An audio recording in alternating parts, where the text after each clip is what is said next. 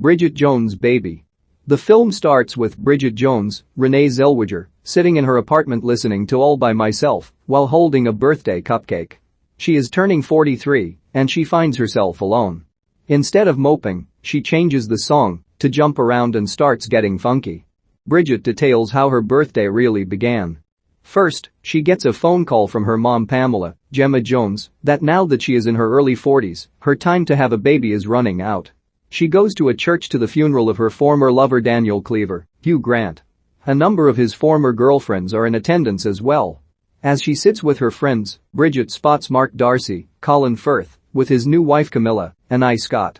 After the funeral, Bridget and Mark run into each other to catch up for a brief, awkward moment as he introduces Bridget and Camilla to each other, and then they part ways. Bridget works as a television producer for her anchor friend Miranda, Sarah Solemani. Bridget speaks to Miranda as she interviews a guest, but Bridget takes a phone call during the segment, so Miranda repeats whatever Bridget says on the phone, which in this case makes Miranda's interview regarding the death of a fascist dictator seem unintentionally sympathetic. To complicate things further, a younger manager named Alice, Kate O'Flynn, is hired, and it's said that she's been known to fire people older than her. Miranda invites Bridget to go out for her birthday, but she would rather spend it with her other close friends. Unfortunately, they're all too busy with their own kids. Not ready to get discouraged, Bridget decides to take Miranda up on her offer, and she joins her on a trip to a music festival.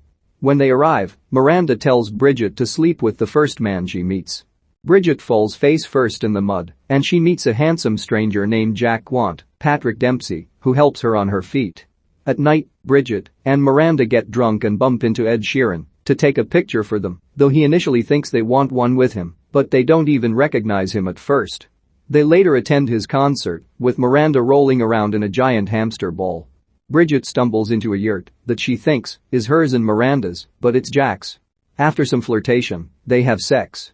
In the morning, Bridget wakes up in bed alone. Upon returning home, Bridget attends the christening of her friend Jude's, Shirley Henderson, child. She runs into Mark again as they are both asked to be the child's godparents. Mark mentions that he and Camilla are divorcing. They attend a party later, leading to them reconnecting and eventually having sex. Afterwards, Mark mentions he is traveling the next day. He wakes up the next morning to find a note from Bridget saying they shouldn't continue this relationship, citing reasons as to why it doesn't work between them. A few weeks later, Bridget notices she is gaining weight. She talks to her friend Shazza, Sally Phillips, over her recent flings and mentions using expired vegan condoms. Bridget takes a pregnancy test at work with Miranda and discovers that she is pregnant. Although excited, she visits OB-GYN Drive. Rawlings, Emma Thompson, and realizes she has no clue as to who the father is. Alice demands more news stories worthy of viewers at work.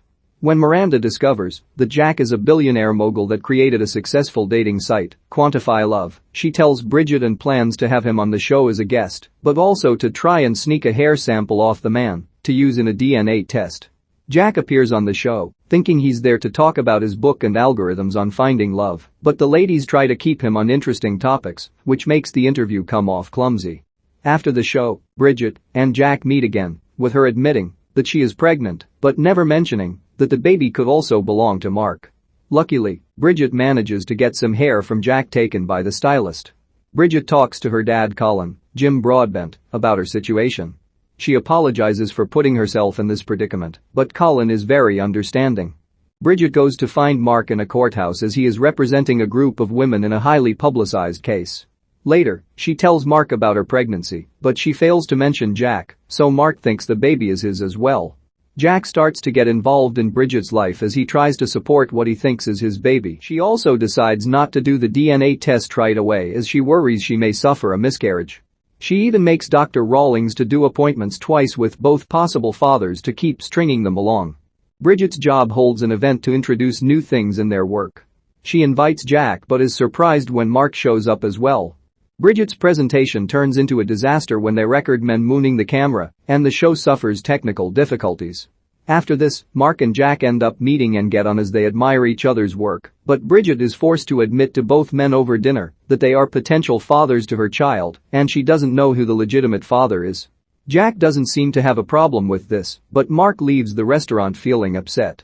Mark tries out Jack's dating site and tries to see if he's a match with Bridget. Their result is less than 10%. He puts Jack and Bridget together and sees they have over 90% in compatibility, to his chagrin.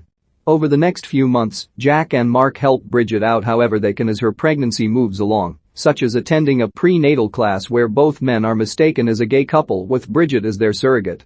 Mark later finds that Jack brought Bridget to the hospital when she was experiencing cramps, leading to a heated discussion between the two, where Jack says he wasn't dressed for the occasion when he hooked up with Bridget. Thinking Jack might really be the father, Mark steps out of the picture, albeit heartbroken. Jack attempts to move his relationship with Bridget forward by suggesting they move in together so that he can take care of the baby with her. Bridget notes that it may get complicated if the baby turns out to be Mark's. Jack admits that he may have been responsible for Mark leaving when he suggested that the baby could be his, Jack's. Bridget goes to Mark's house to talk to him, but leaves when she sees Camilla there. Bridget reaches her 9th month of pregnancy. At work, Miranda is supposed to interview a Korean general, but Bridget brings her the man's chauffeur instead, leading to a thoroughly unpleasant interview. Alice is preparing to fire Bridget for her screw-ups, but Bridget tries to take it a step further and quit herself. She immediately regrets it afterwards. Now jobless and upset, Bridget goes out to get food. Her cards gets retained by an ATM machine, and she is left alone in the rain. Mark shows up and helps her. The two spend more time together, and he tells Bridget that he really is divorcing Camilla, and she was there to pick up her stuff. They are about to kiss, but Bridget's water breaks. Mark's phone starts ringing, and, thinking it's a work thing, he smashes his phone out of what he thinks is a bold romantic gesture. Except they needed the phone to call a cab. Bridget and Mark ride a carriage to the hospital, only to get stuck in a traffic jam.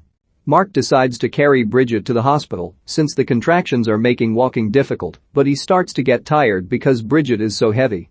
Jack shows up and helps take Bridget to the hospital. Bridget's parents and her work friends learn that she is going into labor, and they all celebrate. At the hospital, both men try helping Bridget, but she leans more toward Mark. He promises to love her and the baby, no matter whose it is. Bridget ends up giving birth to a healthy baby boy. Her parents and friends show up to her room after. Dr. Rawlings then calls the men in for the DNA test.